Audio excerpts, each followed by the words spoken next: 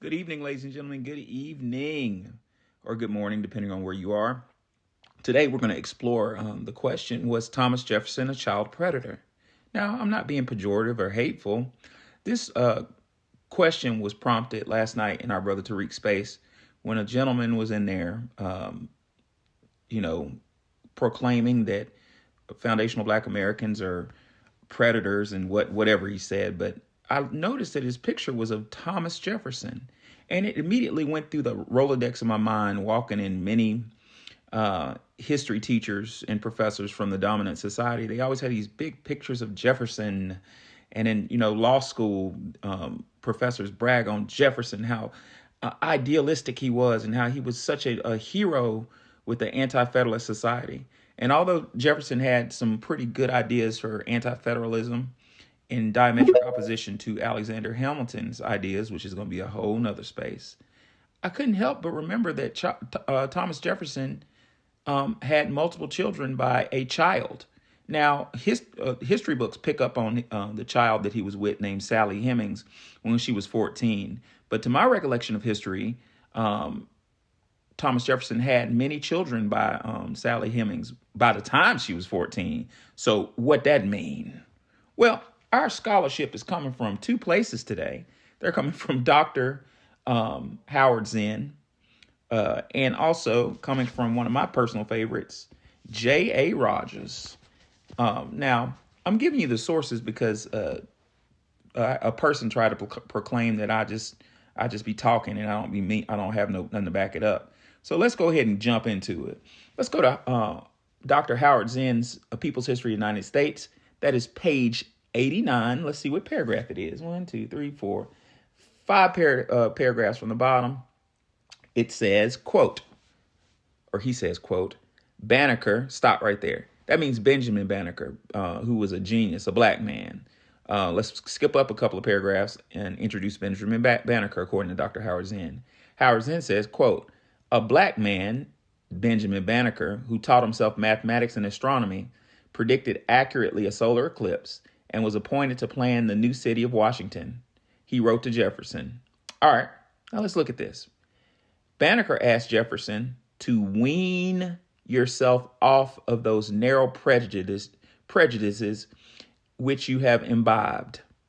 Jefferson tried his best, as an enlightened, thoughtful individual, but the structure of American society, the power of the cotton plantation, the slave trade, the politics of unity between Northern and Southern elites, and the long culture of race prejudices in the colonies, as Southern elites, well as his own, he says, as well as his own weaknesses, dash. What do you think his own weaknesses were? Anybody?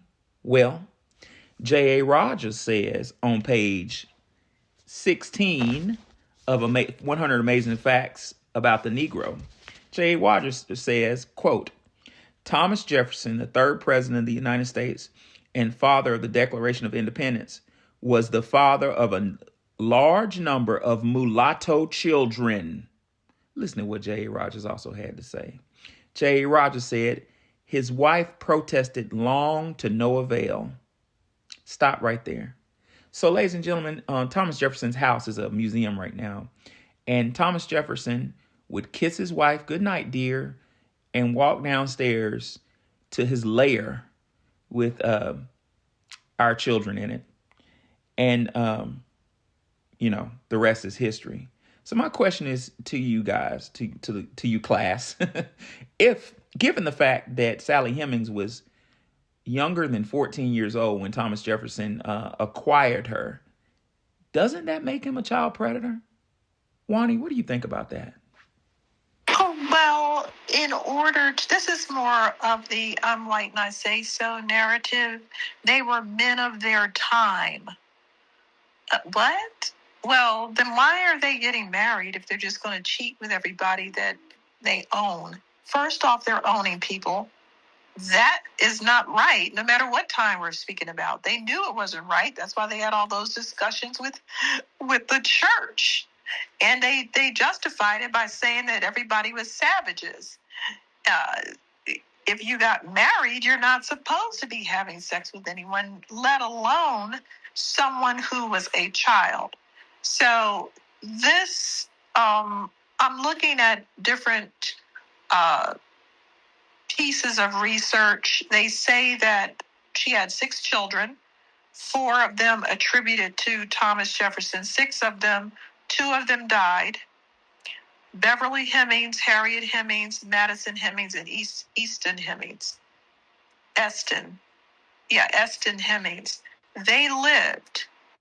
Now, they're saying that she had those children at 25, 28, 32, and 35.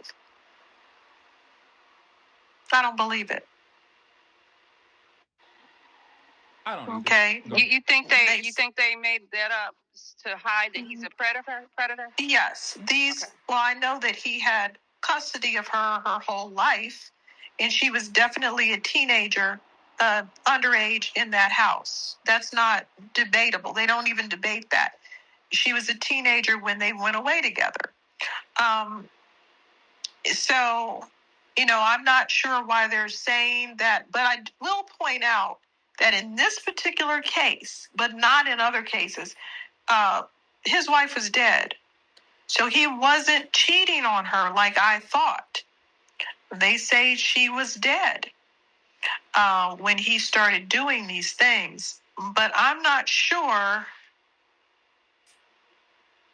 what's going on with the ages of these children, because they say the same thing about how old was Mary when she had Jesus, and it says 18 years old. That's not true, but they don't want to tell you the truth.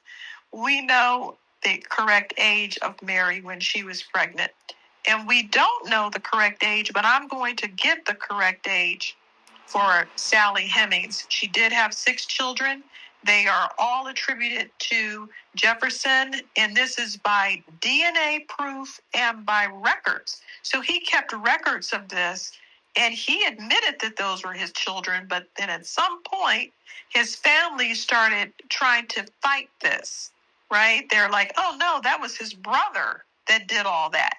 And they didn't want to acknowledge them, and they pawned it off on his brother. But no, it wasn't his brother, it was him. And he didn't even deny this because he was so full of himself. He was just walking around with all this happening right under everyone's nose. But again, this whole thing was portrayed to me as him cheating. And now they are saying that this woman was dead when he was doing this. So would you like for me to look further and find out? Yeah, yes, ma'am. Yes, ma'am. While you look, J.A. Rogers said that his what do you say? His wife protested loud and to no avail. So how's she protesting when she dead? Right. This is what I'm trying. It said, okay, Thomas Jefferson's wife died in 1782. Yeah, they're claiming that she died, and then he started going to France and doing all this other stuff. Well, Wani, we have a problem right there. We do. I'm looking at some scholarship from blackindeducation.org, and they say Sally Hemings was born in 1773. When did you say his wife died? 1782. Right. So Thomas Jefferson. Yeah. He was 30 years older than her. So he was cheating while that lady. That probably is what killed his wife. Is like, I can't believe, Yeah, they die of melancholy and a broken heart. That's actually a cause of death. Yep. Blackeducation.org says Jefferson was 44 years old and Sally was 14 when she arrived to his house, like I said earlier. And so which one is true then? Well, I know that they were pedophiles. That's not debatable. So let's get back to this part where no, she knew about this. There's no way. I don't know why they want to say she was dead, but she knew about the situation. Now they can try to pretend like he started the relationship and push it up further, but we know that's not true. There's no safeguards with these guys. Remember, this mentality, they have sex with children all the time. They have sex with their children. They marry their children. They rape their children. They do that to the slaves. They don't care about anything. It's happening now. There's no safeguards on these people to say, I'm going to wait until my wife is, read that part again about his wife protesting, because we got to get this worked out, because I think that they have reworked this story to make him look less predatory. Yeah, on J.A. Rogers on page 16 of his book, said he has it marked in numbers, article 42. He says Thomas Jefferson, third president of the United States and father of the Declaration of Independence, was the father of a large number of mulatto children. His wife protested loud and to no avail. And it also says Patrick Henry, another signer of that document, had a Negro son named Melanchthon. I don't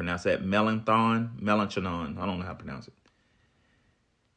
So they insist that Martha Jefferson died 1782, 16 years before Sally Hemings had her first known child.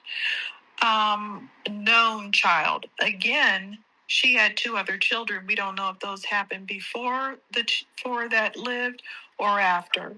I don't know. That's crazy to me, because I hear the narrative tone of your article, and it seems like they're saying they're not disputing the fact that he was a pedophile. They're not disputing that. They're saying he didn't cheat on his wife with a child when his wife was still alive. Like that's some type of moral virtue. Well, here's the problem.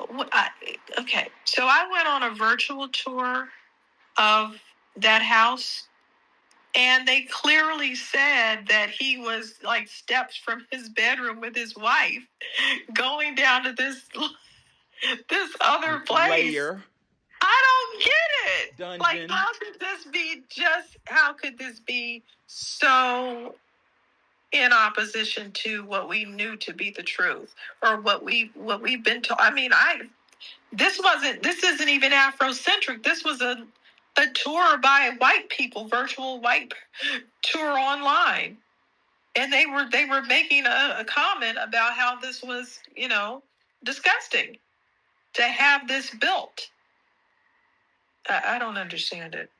It's a defense, and it's so weak. Who did he make the layer to hide from then? Wow. Yeah, and given the fact that J.A. Rogers, an excellent scholar, said that his wife protested to no avail, in my mind, that kind of seems like that led to her death. Like, can you please stop doing that? Please, Thomas, it's gross. Stop doing that. And he yeah. Check this out. He built this layer, which they were giving the tour of, so that people could not see that he was tippy-toeing down there to do what he was doing. Who was he hiding this from? Because all the kids were running around the house. Ooh. Why was this being like? Why would he build this to hide when she was going in and out of the house, and those children were in the house? Like, for people to see. This was something that people criticized him about. They said, we can see all these mulatto children running around. This was something that his political enemies used to criticize him. All of those little tan children running about. So what about that? And Wani, you're right. And if you look at history and read in between the lines, some people like J. Rogers are explicit with it. But I get Dr. Howard Zinn trying to nudge that in because he's trying to keep his job at university. But they all say, if you look at history, a lot of people from that time, prominent people, were trying to tell him to stop. Benjamin Banneker tried to tell him to stop. But Dr. Howard Zinn says, what did he say? He said, as well as his own weaknesses. See, Thomas Jefferson in his writings called slavery the scourge of humanity. Thomas Jefferson knew it was wrong. And he basically said, I'm paraphrasing him, he said it's going to take us all to hell. But Thomas Jefferson couldn't let go of it because of the money and the other benefits of having absolute power over our bodies. It's certified. He was a predator. So they try to make it look like she was just accompanying his daughter, like she was just some a personal help of his daughter, and that nothing was really going on between Sally Hemings and Thomas Jefferson at first. But I don't believe that at all. So yeah, he magically waited on his wife to drop dead before he got her pregnant. Well, that doesn't work. Narratives lie, but numbers don't. And the numbers say that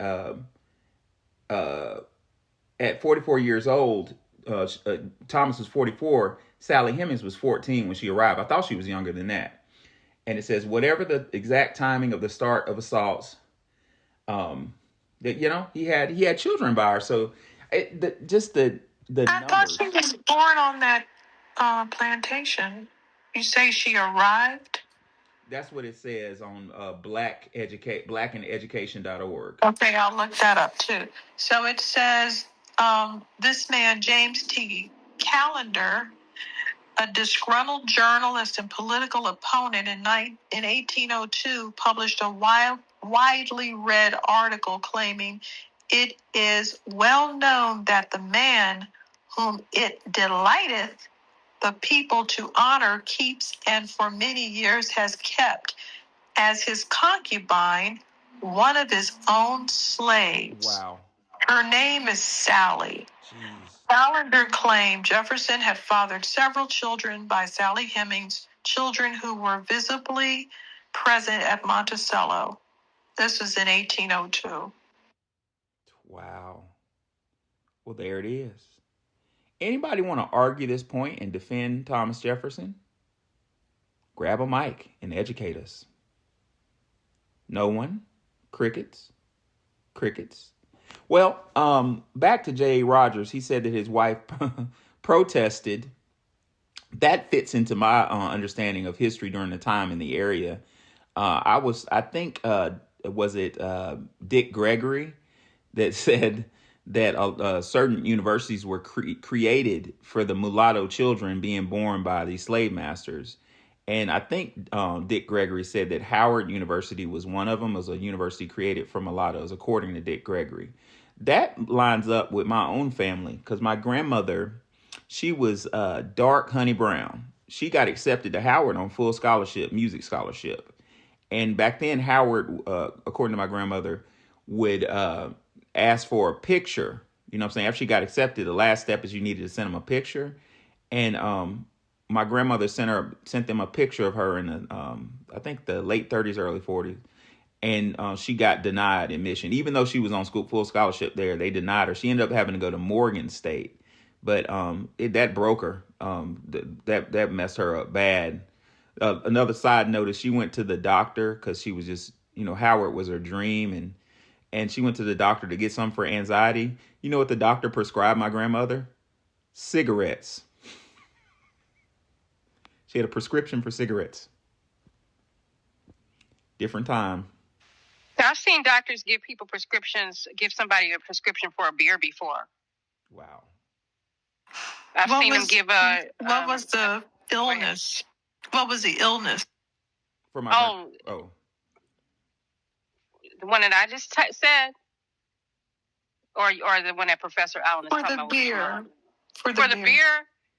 It was more just anxiety or something like that. It was a man that was in the hospital who was an alcoholic already, and he didn't want to follow the regimen to get off of it, so he gave him a beer to calm down because he was having anxiety and withdrawal. Wow. Yeah, I was told that doctors keep this is off the topic, but doctors keep some liquor like whiskey because of alcohol. Is it true, Nikki, that an alcohol withdrawal will kill you? Oh, most definitely. That's why we hooked them up to the heart monitor while they're going through it. Wow. Crazy. Yep. All right, moving right along. Why was slavery so unique to America? Dr. Claude Anderson says slavery with the America's enslavement of blacks was unique in every respect from previous known instances of American slavery or serfdom. Some of the characteristics factors surrounding American slavery are listed below. He says the sheer number of people enslaved was unprecedented. An estimated 15 to 60 million blacks were enslaved. And he further says more than 35 million died. He said racist enslavement of blacks was introduced to the world at the same time that individual freedom for whites was blooming. It's almost like we're diametrically opposed, isn't it? We rise, they fall. They rise, we fall. Somebody tell me what that's about. Lastly, Dr. Anderson says serfdom and servitude was disappearing in Europe. Anderson says the Catholic and Protestant religions were undergoing reform and increased liberation, and secular philosophies were embroiled in intricacies of liberty, freedom, and equality of mankind. European rulers responded by liberating and even financing the migrations of their subjects to the New World, including many of those who were living in poor houses and prisons. That's the people that came to America that we're dealing with in these spaces, is descendants of serfs from Europe, descendants from, quote, literally slaves. I wanted to say something before we move on. By the way, Sally Hemings is the half-sister to his wife. Oh, my gosh. Yeah, that's half-sister of his deceased wife. So basically, they were just saying that there were allegations of infidelity. So that perfectly lines up with what we read. If Sally Hemings, according to J. Rogers, not Sally Hemings, Thomas Jefferson's wife, what'd he say, protested loud and to no avail, I could kind of use my tinfoil kufi and say she was like, how could you? That's my cousin. This is gross, And he didn't listen, and she stroke out or something? How'd his wife die? Well, that was her half-sister, and she knew it, too. Ugh. Wow. But the dude in Tariq's space said that Thomas Jefferson is a hero. I forgot the name. Well, they have to, because if they hold the standard that they keep saying that they have, they won't have any heroes. They don't have any heroes. Everybody fails the standards that they set. So they just start lying and babbling. Yeah. If somebody can tell me the name, it escapes me, and I try not to say things I can't back up with scholarship. But didn't Thomas Jefferson have an aide, like a black man who was his advisor? What's the guy's name? I know that Sally Hemings' brother was the one that he sent to France to be a master chef, and he perfected macaroni and cheese, but I don't think he was his Granger, Isaac Granger Jefferson. Was that him? That name, I'm not sure on. I heard it in passing, and I just didn't get a chance to get the book. I don't want to put it out there like it's fact, but yeah, one of my teacher friends was like, "Yeah, Thomas Jefferson had that may be in him. The name's not ringing a bell, but had an advisor that told him everything he needed to know." Not J. Rogers. Dr. Howard Zinn says that Benjamin Banneker was his advisor. So you know what I'm saying, these people are all getting advised by us. It's like we're the secret sauce to this whole system, huh? Anyway, Miss Stacy, what's on your mind? Hey, everybody. Hey. Happy Mother's Day to all the mothers in the room. Happy Mother's Day. Happy Mother's Day, Stacy. Thank you. I know I had such a great day today, spent with the family. Well, that's awesome. The first question, we talking about Thomas Jefferson. Was he a child of a predator? Absolutely. And you know what makes me think about, I've been thinking recently when I talk about stuff. Now, wasn't it, correct me if I'm wrong, but like back in the day, wasn't the it kind of got my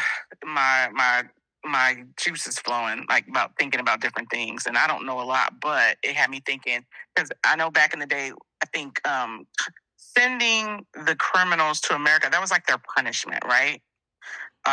Wasn't that a thing back in the early days?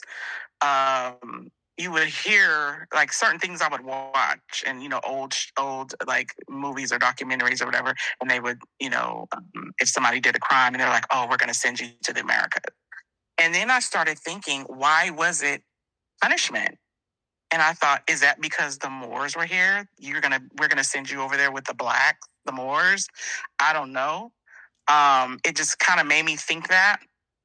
So because a new girl that just started with my second job, she was talking about how she's been all over the world and how Japan is so clean. And she was saying how, America, they're so arrogant, the people who run the country, obviously, and they think that, we're better than everybody else. But I mean, yeah, rich and everything, but, people talk about how China has basically elevated, and she was telling me how she lived in Japan. It's so much cleaner. They're so much more advanced, and it had me thinking.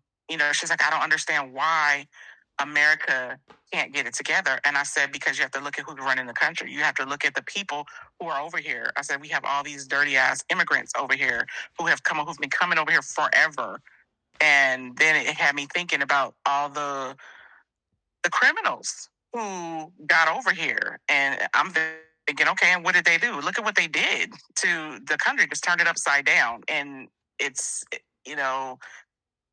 that's why we, are so have to delineate, and why we are delineating right now. And ever since I've been listening to Tariq's space and started, like, all the people who call in, that's how I started listening to you, Professor, because I overheard you speaking one time, and then everybody's talking about it, and then we got into your space, and certain people, I started to follow. Even, what is it, Black Alpha Network now, the Afro Elite. Like, there's so many of you awesome people that, awesome FBA brothers and sisters that I just listen to now. Did my space go down, or was it her? They probably she just disappeared. Oh yeah, it kicked her off. But she brought up a good point related to the topic. And we're coming right back to you, Miss Stacy, but I want to make a quick comment. Stacy asked, why did they come to America for punishment? Stacey, I'm going to ask you to try your best to find a copy of Lerone Bennett's The Shaping of Black America. That book is disappearing off the shelves of libraries, literally. Librarians tell me that people come in and steal it. Well, that book, Lerone, and then Lerone created one of the magazines. It was, I think it may have been Jet magazine, but Lerone did excellent scholarship in that book, and he showed that the whites that you're talking about, Stacey, they weren't necessarily, it's complicated. A lot of them weren't punished. They were offered deals, like they were indentured servants. So the deal was they could come over here and be in servitude for a certain amount of years and then get their freedom. They were allowed land and money after they got their freedom. But a certain handful of whites that came over here were stolen. It was a group called Spirits. There needs to be a movie on this shit. They were called Spirits, and they were like slavers in England, Germany, Ireland, and they would go around stealing children. They targeted children, and they targeted women. One instance, the Spirits went to a female prison in England and just stole a bunch of them women and took them to the islands and made mulatto babies. They had some type of experiment. That book is deep as hell. But in conclusion, yeah, some of them were stolen and taken over here. A little interesting fact, and we'll move back on to Stacey. Lerone, Stacey keeps getting kicked off for some reason, but Lerone said that story of the Lucky Charms cereal, follow the rainbow and you'll get a pot of gold. Lerone said that came from slavery in Ireland, because the spirits would go around to drunk families and say, hey, I know you're poor, but there's a land across the ocean that if you get there, we're going to offer, it's at the end of the rainbow, we're going to offer you a pot of gold. And they're like, really? So they would line up on the ships. And then when the ship got to America, they would handcuff them and stuff and take them off into slavery. So it's a mix of what you said. But if I had to put on my tinfoil kufi from what I've read, I think mostly it was kind of a deal of come over here, you're poor, work on these plantations for a little while, and we'll give you your freedom, which they got. But I need to emphasize that their slavery was not anywhere close to ours. It wasn't equatable. We didn't even have control of our bodies. Swords, Ships, and Sugar that explained that too. What'd you say, bro? It's a book called Swords, Ships, and Sugar that explained that. Tell me about it. I never read it. It's about like how the criminals that they was kicking out of Europe, they became like some part of the groups of pirateers that was like coming over here stealing people and bringing them back and trading them, being like the middleman, and how the British was trying to stop their trade, trying to stop them, but disguising it as them trying to patrol the seaways. Wow. Yeah, that shit gets real deep, man. I took insurance law in law school, my second year of law school, and my law professor had us all mad. He told us that insurance was created based off the slave trade. So basically, the English would insure the ships. Let's say they had a ship with 200 enslaved people, enslaved Africans. He said they would have a certain amount of money they would get if the freight showed up and everybody, per head that survived. And they got smart and got something called, y'all ever heard of underwriting? Like I underwrit this. He said that concept of underwriting and getting reinsurance, like double insurance payments, came from the slave trade, because the English would underwrite and double insure their ships to where they made more money if the whole ship, sank. Right. Yep. And if it showed up at port. And he said that's where a lot of the pirates came from. The same English people would hire pirates to go out there and fucking kill everybody on the ship so they could get paid. These people are evil as fuck, man. Oh my God, that movie Belle talks about that. They specifically that you had like a ship. There was one part where they were talking about it, and it was like a insurance, like they were doing an insurance scam. Right. And they had to prove, they said, oh, well, we couldn't stop and feed the people or get the food. But there was something where they proved that the people were lying to try to get this payout. And I think like the girl Belle, who was half European and half, I guess, African. Her mother was a slave. and her father went and got her and had her uncle, who was one of the, I guess, judges or whatever you call them out there. It was his niece, and so they raised her when her father died. But yeah, they literally talked about that. And so when you said that, I was like, oh my gosh, that is so true. Yeah, they were doing that. It's an insurance scam. But before I land my plane, I just wanted to say what I was talking about before it kicked me off. Lately, so much, it's like my eyes are wide open. I'm seeing so many different things. And here's a funny thing. It's a funny story. Today, we were at this place where, you have your families there and everybody's sitting. And so my niece had reserved 3 tables. And one of the tables we just kind of used to put all the gifts on. And later in the day, before we were getting ready to leave, we noticed these white people just sitting at our table. And we were like, wait a minute, why are they there? They was like, yeah, there's people at our table. And I was like, oh my God. I said, see, this is the shit I'll be talking about. So I went over there and my niece came with me and said, well, let's just go get our stuff. And as I was grabbing my stuff, I was like, and I had an attitude clearly. And I was like, excuse me. And then I grabbed my stuff and I said, see, this is exactly what they do. I said, these privileged people, they come over and they just sit down. Don't bother to ask if something belongs to someone else. And I just kind of went off. And I was talking really loud so everybody can hear me. Yes, I wanted them to hear me. And I just said, and that's what privileged people do. And they've been doing it for years. I said, because they think they own everything. They think they own us still. They're mad because they can't own us. And then all of a sudden, they were like, look at, they're getting up. They're leaving. So I guess they heard me as well they should have. And they got up. Even though we took our stuff off the table, they got up and moved. And I was like, good. And I said, and I don't care. And I'm not apologetic for it because we're getting sick of this shit. They need to know that they don't run shit around here and they need to stop coming in and just sitting down. And the justification for that was when we see something is sitting at a table and we know that's not ours. Why would we sit there? We're like, oh, this must belong to somebody else. We can't sit here. Let's find another table. Not that there weren't plenty of other tables they could have chosen. So yeah, I spoke up. That's a form of aggression. If there were other tables, then why are they sitting there? That they want a confrontation so that they can say, "Oh, look, those niggers are attacking us." Right. I've seen them do that where they provoke these things that don't have to be provoked. I mean, Yeah, I couldn't do right. it.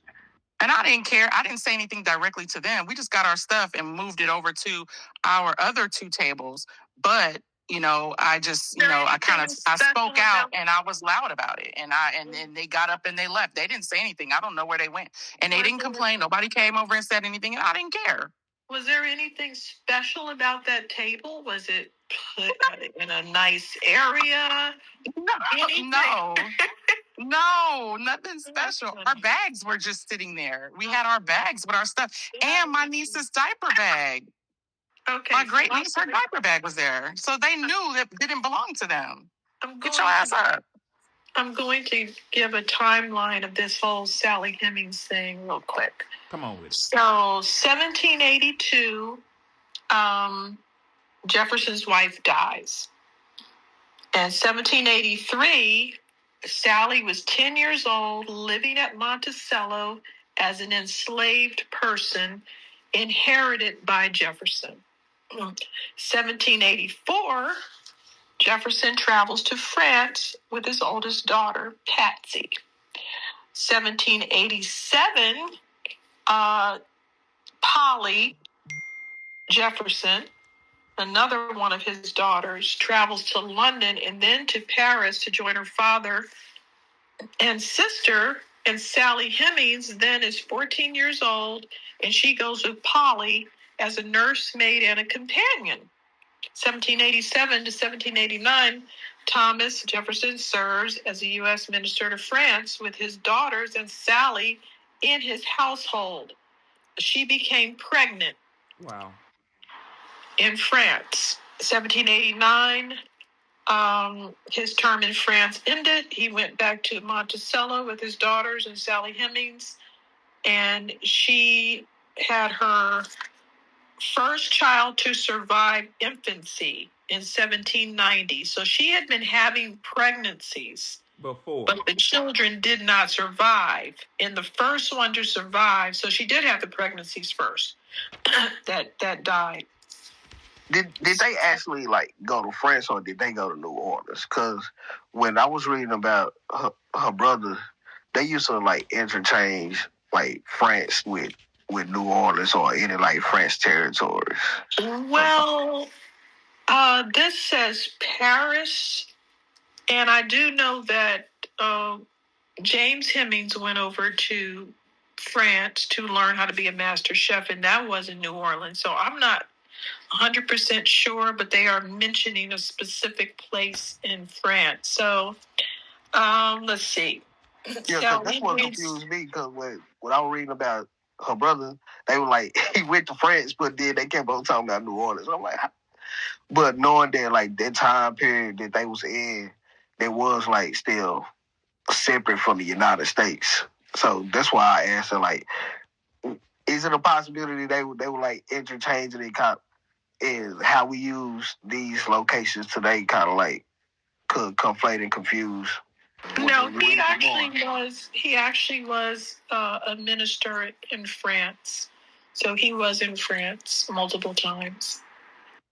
That's interesting on a whole nother level that I probably don't need to get into today. But Jefferson and Benjamin Franklin, let's put it this way, ladies and gentlemen, they all were a part of a certain organization that I'm not going to say on Spaces. And you're looking at a gigantic conspiracy. They conspired. If you look at colonial America, before pre-America, the colonies, 13 colonies, black enslaved people and black indigenous, air quote, Native Americans, the black enslaved would run away from the plantation and get embraced by the Native Americans and marry them and have kids with them. And over time, the blacks and the Native Americans would stage counterattacks on the white plantations. The counterattacks got so ferocious, so many white slave master classes start dying that Benjamin Franklin wrote home to Europe for advice. But long story short, that's where that's how America was formed. It was formed in diametric opposition to our counterstrikes. And there's some talk of a big conspiracy behind that I'm not going to really get into. But yeah, I believe that Thomas Jefferson went to France because Benjamin Franklin kept going back and forth to France. France is intertwined into this story as well. It's not talked about enough. France are always the middleman for some reason. Yep. When people be doing like having their treaties and saying that they gonna end their wars, for some reason they always got to go to France to be the mediator. Yeah, Dr. J.A. Rogers, and it must have been meant to happen. I accidentally saw this in J.A. Rogers' book on page 32. He says Jefferson. Let me read the whole thing. Quote: Calhoun, a considerable proportion of Jefferson's slaves were his own children. We're talking about Thomas Jefferson. J.A. Rogers further says, if any of them made off, he would smile as if to imply that he would not be urgent in pursuit. He bequeathed freedom to 5 of his children, and the assembly passed a law allowing them to remain in the state. J.A. Rogers says, Jefferson's favorite concubine, listen to this, his favorite concubine, that's the word that J.A. Rogers used, was the famous Black Sal.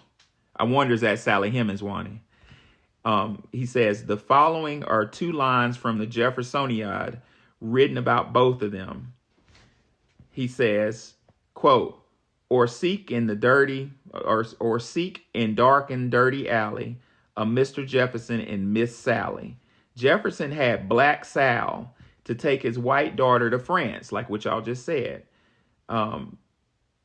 According to H.W. Pearson, Jefferson at Monticello, I guess that is in France, at Jefferson's deathbed was an almost white Negro girl believed to be his daughter, but which the writer said belonged to another man, evidently noted because he leaves the name blank. One of Jefferson's daughters was sold Well, this is interesting. It says one of Jefferson's daughters was sold as a slave in New Orleans. So that's what do y'all think about that? That's why I keep on like this. What keep me like could be confusing me about all like that whole narrative and how they push, because how they be describing certain places and then the name of places. Now that's what confused me. So that's why when I be reading certain stories, I be trying to like compare how the map and places was back then. Yeah, yeah. So, if you want my opinion, I think it's a mixture of them both. I know that Jefferson and Benjamin Franklin did go to the French mainland, but New Orleans was included into this plot. Now, earlier, Stacy had a question about how whites were treated. They were criminals. They came over here. I also found a quote by accident in J.A. Rogers' book that talks about what I was saying. J.A. Rogers says in September 16th, 64, Maryland passed a law that any white woman who married a Negro should serve the master of such slave for life. Slaveholders took advantage of this law to induce the white women, some of whom were recent arrivals, to marry Negroes. Did y'all know that? Repeat that? Oh, yeah. In September, I didn't get that. and I'll put it in Jumbotron in a moment, but it says in September 1664, Maryland passed a law that any white woman who married a Negro should serve the master of such slave for life. Slaveholders took advantage of this law to induce white women, some of whom were recent arrivals, like Stacy said earlier, to marry Negroes. McCormick says instead of preventing such marriages, this law enabled an avaricious, I don't know what that word is, avaricious and unprincipled master to convert many of their white servants into slaves. In 1681, the legislature was forced to issue to the following law. This says, quote, divers freeborn English or white women sometimes by the instigation, procurement, and conveyance of their masters, and always to the satisfaction of their lustful desires, do intermarry with Negroes and other slaves, to be enacted if that any master, having freeborn English or white women servants in their possession of property, shall, by any instigation, procurement, knowledge, permission, or contrivance, cause her to marry a slave, she should be free at once, and the master should pay a fine of 10,000 pounds of tobacco. So yeah, they were. Larome talks about that in Shaping a Black America. He says that, like Stacy said, some of the white women who were forced over here, I think this may be the same with white women who were like taken out the prisons and stuff, came to America and were forced to marry black men to have babies. Why? Because what was the cash crop? It was working in the field, tobacco and cotton, and particularly in Virginia and Maryland, it was tobacco. Isn't that why they made like upgraded them apprentice laws for the slave children to make them like, because at first like any apprentice was up to 7 to 14 years there, but for like slave children they was like half breeds, it was up to 20 to 24. Oh man, please send me some in my DM. Send me information on that. I don't know much about the apprentice law. It's in this book called Free People of Color during the early 13 colonies. I sent you the link to the book. Appreciate you, bro. We got now. Go ahead, Juan. I just wanted to say real quick, I did not know that it was widely accepted that she is described as his wife's half sister. Wow. Like, it's not even disputed because they have some new DNA evidence that's confirming all these things. They said that the relationship started when she was 16, which we think is earlier. But they admit that the relationship started when she was under 18. They admit that she got to his house at 10 years old. And they Wow. also say that whatever kind of relationship they had was done within the context of slavery, so it cannot be it can't be consensual. And this is, this is a consensus of several AIs, and then they don't think that that was a relationship. They're not framing that as a relationship. They're framing it as him being a predator on a young girl in the context of slavery. But Jefferson was a poor yeoman. Yeoman. He started out. His family started off as kind of like indentured servants and stuff. So he was poor. His wife that he married had the influence and the money. So when her daddy died, all his children have children was bequeathed to her. So when he married her, when you get married, everything goes to your husband back then. So that's how he ended up getting ownership. Because Jefferson was finessing a lot of people back then. And I think that person you were talking about, smart. He would, because I didn't know that he was a yeoman. I know that a lot of and I'm a gag a little bit, but I got to say this for scholarship purposes. Founding fathers, I hate saying that term, but a lot of them were noble class. They were noblemen. But I never heard any information. I didn't get a chance to read any information that talked about Jefferson as a nobleman. But what I did read is Jefferson was smart. He was smart.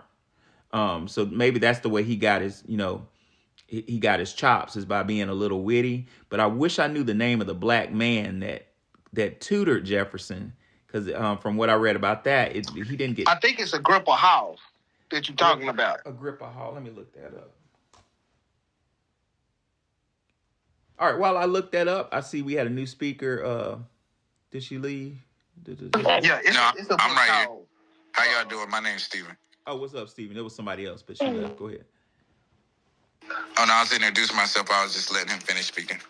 Oh. No, I was just going to say, Friends of Liberty break that down with Agrippa Hall, Thaddeus Costago, and Thomas Jefferson, and how he ended up getting his riches after Thaddeus died.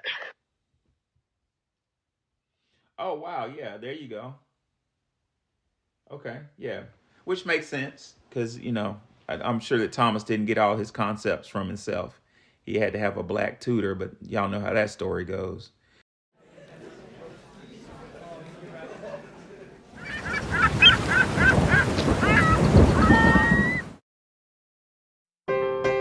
Black students, we need to know our history. The black history we're being taught in public schools is repetitive. As a black high school student, I want to learn more about my history in the school books. We need to update our books. As black American students, we deserve an accurate depiction of what black history truly is. I want to see myself in these textbooks. In the public school system, black history is vague. Why don't the school books ever talk about the Freedmen's Bureau? I created the workbook for the African American family. This book helps fill in the gaps that the school books don't. Purchase the workbook for the African American family on OurStoryPublications.com and use the Cash App, $, Our Story Publications.